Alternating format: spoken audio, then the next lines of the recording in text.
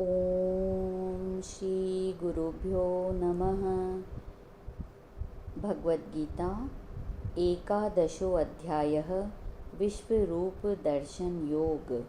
अर्जुन उवाच मद अनुग्रहाय परमं गुह्यम् अध्यात्मं संजितं यत्त्वयोक्तं वचस्तेन मोहोऽयं विगतो मम।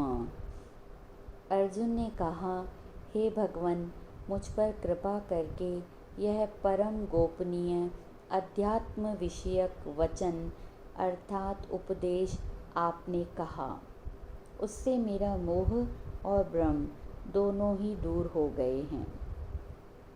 भगवान ने अपने परम भक्त अर्जुन को 10वें अध्याय में अपनी प्रमुख विभूतियों के विषय में बताया तथा यह भी कहा कि इस जगत में जहाँ कहीं भी महान शक्ति, अत्यधिक शूरता, विद्या, माया, तेज या अन्य पदार्थ हैं, उन सबको मेरा ही अंश समझो।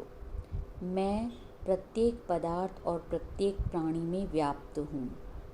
उन सभी उपदेशों को अर्जुन ने सुना और उससे उसके अंतःकरण में भगवान के वचनों के प्रति जो श्रद्धा, विश्वास और अन्य उच्च भावनाएं उत्पन्न हुई, उनके अनुसार ही वे अपना कर्तव्य पालन करना चाहते हैं।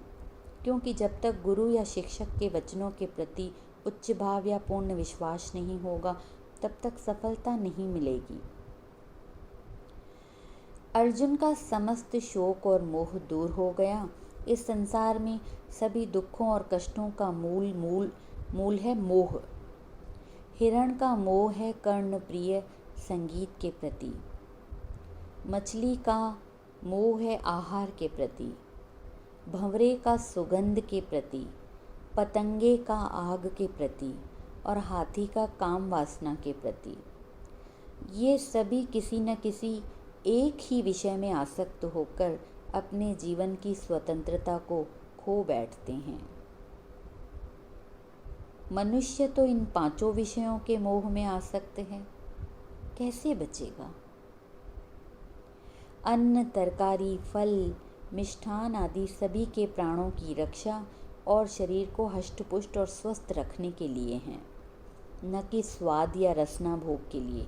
किंतु आजकल प्राय आहार अपनी जीभ के स्वाद को शांत करने के लिए करते हैं, अनेक रोगों और दुर्बलता को निमंत्रण देते हैं।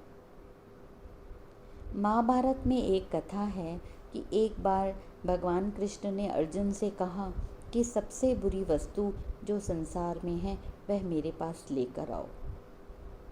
अर्जुन आज्ञा को शिरोधार्य करके खोज करने चले गए। लाखों पदार्थ देखे, किंतु ऐसा कोई पदार्थ या वस्तु न मिली जिसमें कुछ न कुछ गुण न हो। अंत में अर्जुन एक जंगल में पहुँचे। वहाँ पर विष्ठा का ढेर लगा था।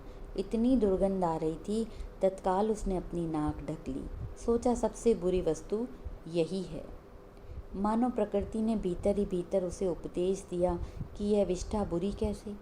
मानो विष्ठा ही उससे कहने लगी कि कल तक जो मैं मिष्ठान, मलाई, पूड़ी, पकवान, फल और तरकारी थी, वही तो तुम मनुष्यों के शरीर की संगति पाकर इस दुर्दशा को प्राप्त हुई हूँ। कुछ संगति का फल तो मिलता ही है। अर्जुन ने सोचा कि खान पान की वस्तुओं में हम कितनी स्वच्छता का ध्यान रखते हैं, फिर भी उनमें इतनी बुराई क्यों है? अतः कहना पड़ेगा कि हमारा शरीर ही इतना दूषित है कि उसकी संगति में आकर ऐसी अमृत समान शुद्ध, मधुर, स्वच्छ वस्तुएं भी दूषित और दुर्गंधमय होकर बाहर निकलती हैं। उन्हीं वस्तुओं में से शेष बची वस्तुएं जो अभी तक बाहर हैं, वे तो अच्छी ही हैं, उनका तो अभी तक सम्मान है, प्रतिष्ठा है। परंतु खाई हुई वस्तुओं में से मात्र यह दूषित पदार्थ ही बनकर निकलता है। अर्जुन को फिर विचार आया कि दूषित तो हमारा शरीर है। उसने जाकर भगवान से कहा, प्रभु, हमारा शरीर सबसे बुरा है। जो पदार्थ दांतों के नीचे से जाकर आमाशय में पहुंचता है, उसे बाहर निकालने के पश्चात उसे पुनः भीतर आमाशय में डालना नहीं चाहते, क्योंकि वह पदार्थ बुरा लगता है। अर्थात हमारी रसना ऐसी मलिन है। इसी प्रकार मनुष्य की प्रत्येक इंद्रिय भी ऐसी ही है, मलिन। नेत्र इंद्रिय के कारण एक स्त्री की सुंदरता पर मोहित हो जाते हैं। बिल्व मंगल नेत्र इंद्रिय के कारण वैराग्य होने के उपरांत भी स्त्री की सुंदरता देखकर भूल गए। अंततोगत्वा जब लज्जा आई तो अपने ही नयन अपने हाथों से सुई से फोड़ डाले तो वे सूरदास बने थे।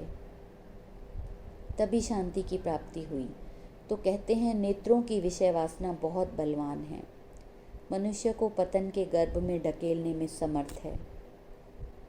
उसके वशीभूत होने पर न बुद्धि रहती है, न बल, न विद्या रहती है, न सुमति। काम विषय में आसक्त होकर रावण जैसा महाबली और बुद्धिमान भी विनाश को प्राप्त हो गया। आश्चर्य है कि मोह मात्र पुत्र का ही नहीं होता, अज्ञान भी मोह है। अज्ञान क्या है? आत्मा को शरीर मानना, अच्छे को बुरा और बुरे को अच्छा समझना, आत्मा को त्याग कर इंद्रियों के विषयों के सुखों की ओर भागना और फिर उन विषय सुखों को ही अच्छा मानना, भला मानना, ये सब भी मोह के रूप हैं। मोह में विवेक को दीपक क्षीण हो जाता है, बुझ जाता है, हमारी बुद्धि हीन हो जाती है और मोह में ही ग्रस्त होकर कर्म करने से पूर्व ही उसके फल की कामना करने लगते हैं। ज्ञान से हृदय प्रकाशित होता है, भरम और मोह दूर हो जाते हैं। अर्जुन ने इस श्लोक में अनुग्रह शब्द का प्रयोग किया। उसका अर्थ अत्यंत उच्च है। एक तो दया, दूसरी कृपा, तीसरा अनुदान, चौथा अनुग्रह है। दया तो है दान पुण्य करना कि किसी अन्य के दुख को दूर करने के लिए तन मन धन से उसकी सेवा करना। अनुग्रह यह है कि किसी अन्य में कितने भी दुर्गुण हो तो भी उस पर दया करके उसे सुख पहुंचाना। और अनुदान का अर्थ है दान करना। धन, अन्न, स्वर्ण और गौदान अच्छा है, बहुत अच्छा है। बावड़ी खुदवाना, लोगों या मार्ग में प्यासे पथिकों के लिए जलपान की व्यवस्था करना, सार्वजनिक स्नानागार, विश्रामागार या धर्मशालाएं बनाना। परंतु विद्या का दान अति उत्तम दान है, सर्वश्रेष्ठ दान है। सद्गुरु द्वारा ब्रह्म विद्या का दान सबसे बड़ा उत्तम कोटि का दान है। सम संतोष न और सुख, तप न क्षमा सम जान, ब्रह्म ज्ञान सम दान नहीं, धर्म न दया समान। सम संतोष न और सुख, तप न क्षमा सम जान, ब्रह्म ज्ञान सम दान नहीं, धर्म न दया समान। वास्तविक धर्म तो दया है। दान देने से दान लेने वाले का हृदय प्रसन्न होता है, उसके फलस्वरूप दाता को सुख होता है। परंतु ब्रह्म ज्ञान तो अत्यंत सुख प्रदान करने वाला है, क्योंकि वह दानों में महादान है। पूजा पाठ तो किए, किंतु दुखियों, पशुओं, पक्षियों, कीट पतंगों पर दया नहीं की तो क्या किया? राजा लोग भूमि प्राप्ति के मोह के कारण सहस्त्रों लाखों लोगों को मरवाते हैं और करोड़ों रुपयों का व्यय करते हैं। वैराग्य शतक में राजा भृतहरि ने भी लिखा है कि जैसे एक वारांगना के पास कई व्यक्ति जाते हैं और काम से अंधे होकर धन, शक्ति, स्वास्थ्य सब कुछ लुटा देते हैं और वारांगना का कृत्रिम प्यार देखकर हर्ष से गदगद होते हैं, परंतु कुछ समय के पश्चात धन और यौवन के समाप्त होते ही वारांगना उन्हें पूछती भी नहीं। उसी प्रकार यह धरती भी आज तक किसी की नहीं हुई। सहस्त्रों नरेश इस धरती के लिए परस्पर लड़कर मर गए, परंतु वह वैसी की वैसी है जैसी आरंभ में थी। दुर्योधन भी मर गया, सब कुछ गंवा दिया, किंतु अपने जीते जी पांडवों को सुई की नोक के बराबर भी मृत्यु भूमि देना स्वीकार नहीं की। यह सब मोह का ही परिणाम है। मोह ज्ञान के बिना दूर नहीं होता। अर्जुन का यह मोह दूर हुआ है तो यह भगवान की अति कृपा है, जिसे अर्जुन स्वीकार कर श्री कृष्ण का आभार मान रहे हैं। इति ओम।